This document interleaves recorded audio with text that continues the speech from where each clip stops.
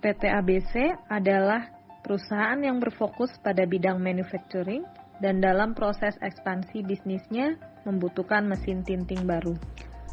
Bagian purchasing yang diperankan oleh Julia akan melakukan pembelian mesin pencampur cat, yaitu mesin tinting merek NNP sebanyak 100 unit dengan harga satuan 4 juta rupiah.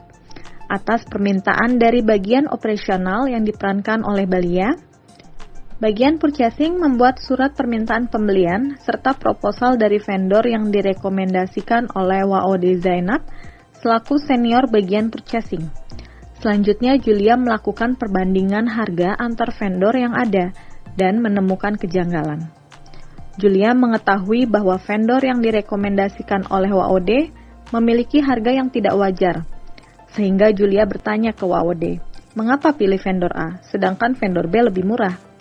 Namun, WOD berkelit bahwa kualitas mesin yang dijual oleh vendor A lebih bagus dibandingkan vendor B.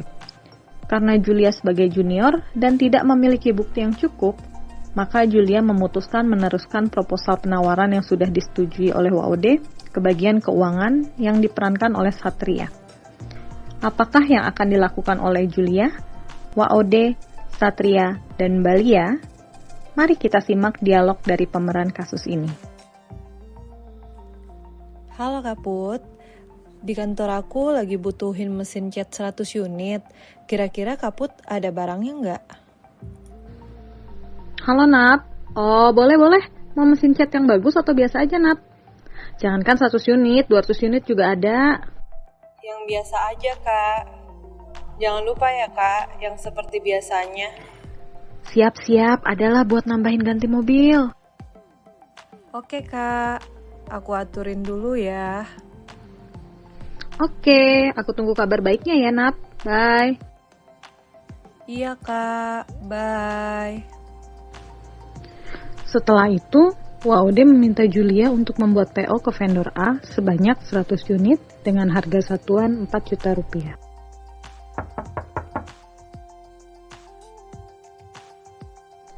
Siang Bu, ini aku udah buat purchase ordernya.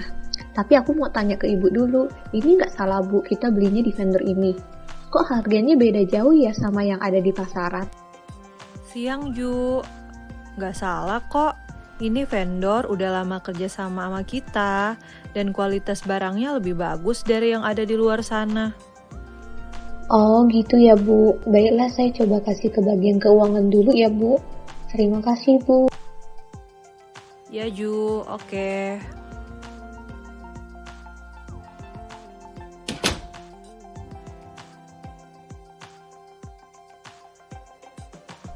Siang Pak, ini saya mau kasih purchase order pembelian mesin ya Pak. Tapi saya agak ragu dengan harganya Pak. Iya, siang Ju. Kenapa emangnya? Kan itu udah vendor lama. Dan kita udah setahunan kerjasama sama mereka. Gini Pak, setahu saya kalau di pasaran harganya tuh lebih murah Pak. Tetapi vendor yang direkomendasikan oleh Bu Enap jauh lebih mahal. Ya udah, nanti saya akan diskusi dengan Ibu WOD. Terus kamu bantu saya coba siapin bukti-bukti atas keraguan kamu ya. Baik Pak, saya coba carikan buktinya ya Pak. Satria bertemu dengan WOD untuk mendiskusikan hal tersebut setelah mendapatkan bukti dari Julia. Bu WOD, ini gimana ya? Julia bilangnya harganya ini terlalu tinggi. Ya itu kan katanya. Kan kita udah biasa Pak, gimana sih? Pak Bos juga nggak pernah komplain kok.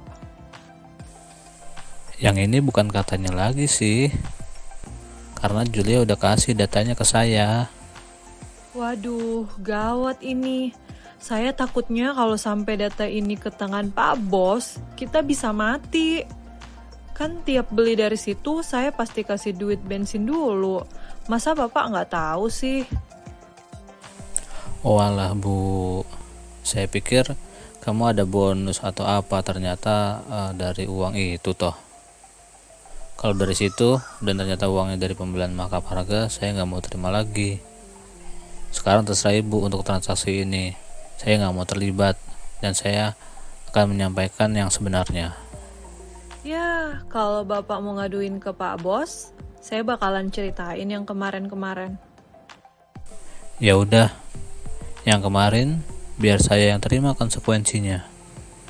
Akhirnya, Satria menyampaikan pembelian ini secara objektif dan tidak merekomendasikan pembelian barang ke vendor A. Ternyata, selain kasus markup harga, ada juga kasus permintaan pembelian yang tidak sesuai, di mana bagian operasional yang diperankan oleh Balia harusnya meminta 80 unit, tetapi yang diminta Balia adalah 100 unit. Kemudian, direksi yang diperankan oleh Hans memanggil Julia, Waode, Balia, dan Satria untuk rapat. Siang semua, saya mendapatkan informasi mengenai pembelian mesin cat. Coba bisa dijelaskan ke saya proses pembelian mesin cat tersebut, dimulai dari Balia. Saya mengajukan untuk pembelian mesin cat sebanyak 100 unit, Pak. Untuk harganya saya serahkan ke pembelian. Hah? Yang benar Balia, 100 unit. Total di toko Parento kita aja gak sampai 100 unit. Kenapa ordernya bisa sampai 100 unit? Iya kok, Pak. Ini data yang saya dapatkan hanya 80 unit, bukan 100 unit. Oke, saya selesai dengan Balia. Selanjutnya saya mau tahu dari Waode. Coba bisa jelaskan pembelian mesin ini, kenapa harganya bisa beda jauh dengan vendor lain? Iya Pak, kita kan sudah lama pakai vendor ini, dan kita juga sudah tahu kualitas yang diberikan. Coba Julia, data kamu saya lihat. Ini Julia, ada buat perbandingan harga dari vendor lain, dan harganya pun beda jauh. Terus, kenapa kamu masih memilih vendor itu? Kalau harganya bisa lebih murah. Soal kualitas, semua vendor pasti memberikan kualitas yang sama.